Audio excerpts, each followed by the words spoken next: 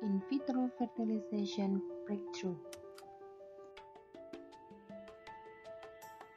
Menurut Organisasi Kesehatan Dunia atau WHO pada tahun 2013, infertilitas merupakan ketidakmampuan untuk hamil, ketidakmampuan untuk mempertahankan kehamilan, atau ketidakmampuan untuk membawa kehamilan kepada kelahiran hidup.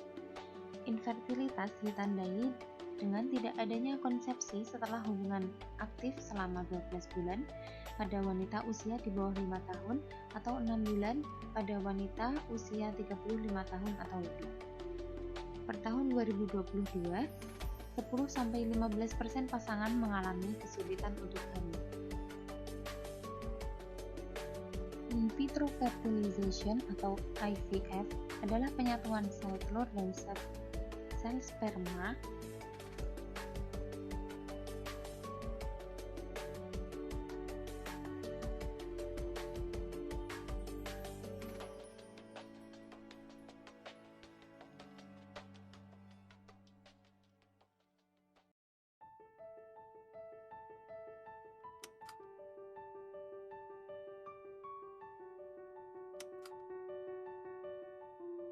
Kelahiran hidup pertama dari IVF dilaporkan pada Juli tahun 1978 di Inggris.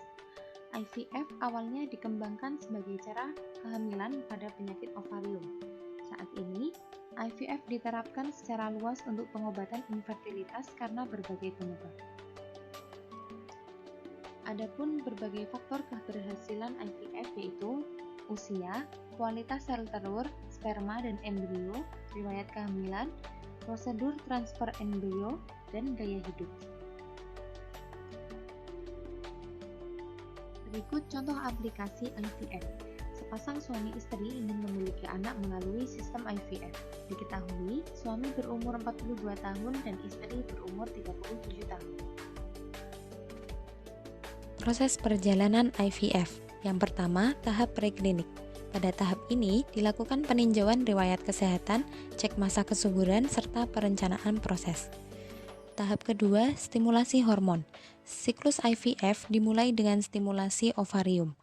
Dalam siklus IVF, gonadotropin releasing hormone atau GRH digunakan untuk menghilangkan lonjakan LH. Sel telur diambil sebelum siklus lonjakan LH. Sepanjang proses IVF, tes darah rutin dilakukan untuk mengukur kadar hormon dan ultrasonografi untuk mengukur ukuran dan jumlah folikel ovarium sebagai pemantauan untuk menentukan waktu yang tepat untuk pengumpulan telur. Saat folikel mencapai ukuran dewasa, HCG diberikan sebagai pengganti LH dengan tingkat kehamilan sekitar 8% per siklus dengan tingkat kumulatif 21% per siklus. Tahap ketiga yaitu pengambilan sel telur. Sel telur yang telah matang diambil 34 hingga 36 jam setelah pemberian HCG. Ovarium divisualisasikan menggunakan probe ultrasonografi vagina dan jarum sebagai alat untuk menyedot sel telur dan cairan folikel. Tahap keempat adalah pengambilan sel sperma. Proses pengambilan sperma dapat dilakukan pada hari yang sama dengan pengambilan sel telur atau sperma sudah disiapkan dari tempat cryopreservasi. Proses kelima adalah fertilisasi atau pembuahan. Pada proses ini, satu sel sperma akan membuahi satu sel telur dalam sebuah tabung yang berisi media tertentu. Lama proses pembuahan ini sekitar 16-20 jam untuk menentukan apakah pembuahan telah terjadi. Tahap keenam yaitu perkembangan embrio. Setelah fertilisasi, dibutuhkan 2 hingga 4 hari untuk menentukan apakah embrio berkembang secara optimal. Embrio dikultur selama 3-5 hari hingga menjadi embrio sehat yang siap ditransfer ke dalam rahim. Tahap ketujuh, transfer embrio dan kriopreservasi embrio. Embrio dipindahkan ke dalam rahim melalui kateter yang sangat halus melewati serviks. Prosedur ini mirip dengan pap smear. Biasanya, prosedur transfer embrio dilakukan 5 hari setelah pengambilan sel telur. Proses IVF kadang menghasilkan lebih dari jumlah embrio yang dapat ditransfer ke dalam rahim dalam satu siklus. Jika embrio yang tidak ditransfer memiliki kualitas yang baik, embrio dapat dibekukan dan disimpan untuk digunakan di masa depan. Tahap ke-8 yaitu tes kehamilan. Setelah proses transfer embrio, pasien belum dinyatakan hamil. Hasil dapat dipastikan dalam 12-14 hari untuk memastikan kandungan sudah tumbuh. Selama masa tunggu tersebut, dokter memberikan resep obat atau suntikan penguat rahim untuk membantu pertumbuhan dan mempertahankan embrio agar tetap sehat dan berkembang menjadi janin. Berikut adalah fase perkembangan embrio dalam kultur in vitro. Dalam 24 jam pertama, embrio mulai membelah menjadi 2 sel, kemudian terus membelah pada jam ke-30 sampai 72 jam. Pada 4 hari atau hari keempat, embrio membentuk morula dan pada hari kelima, embrio membentuk blastula.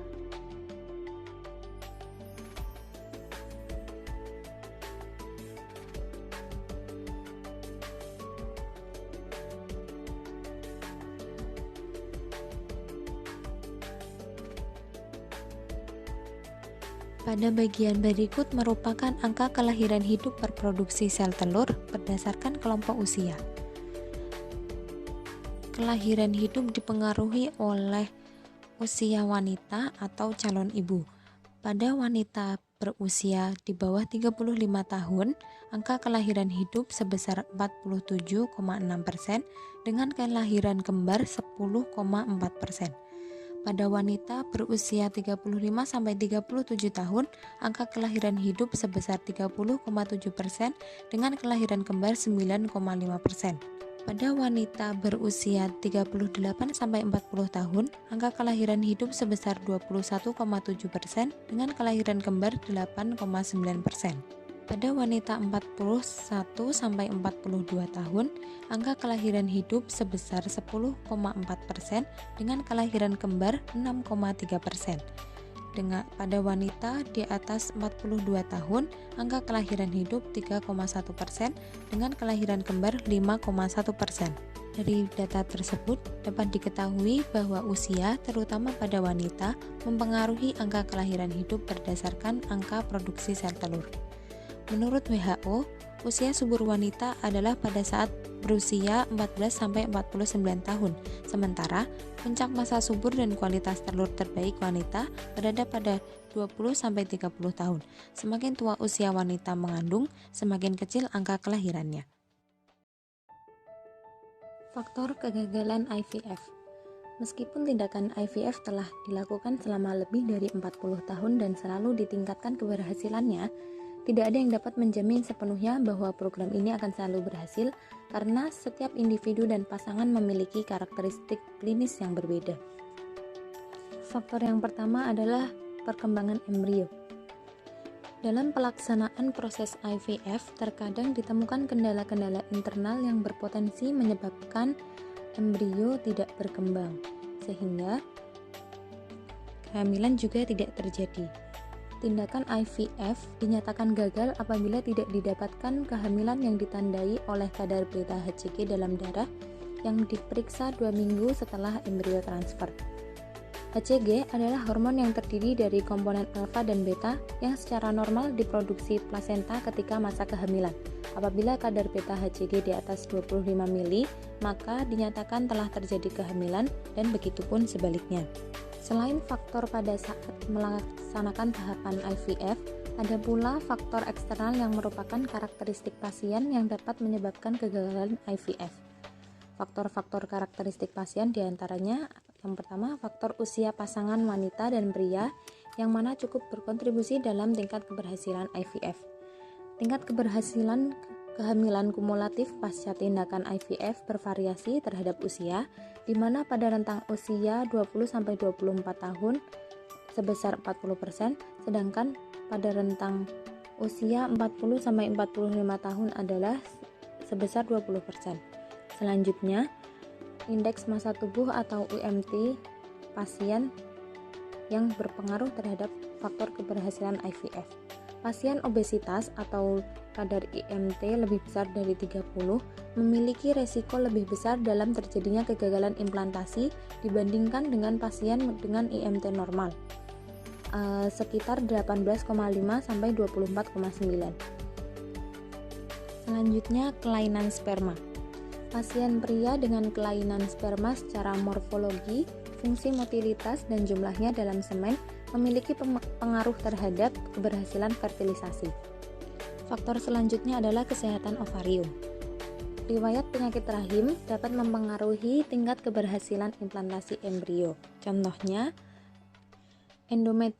endometriosis menyebabkan perubahan komponen sekretori yang memengaruhi kualitas oosit dan ketebalan endometrium. PCOS dan sindrom metabolik juga berhubungan dengan kualitas oosit. Penyakit poor ovarian reserve atau POR berpengaruh terhadap sedikitnya jumlah oosit yang dihasilkan. Sedangkan disfusi tiroid pada wanita meningkatkan risiko keguguran 2 kali lipat.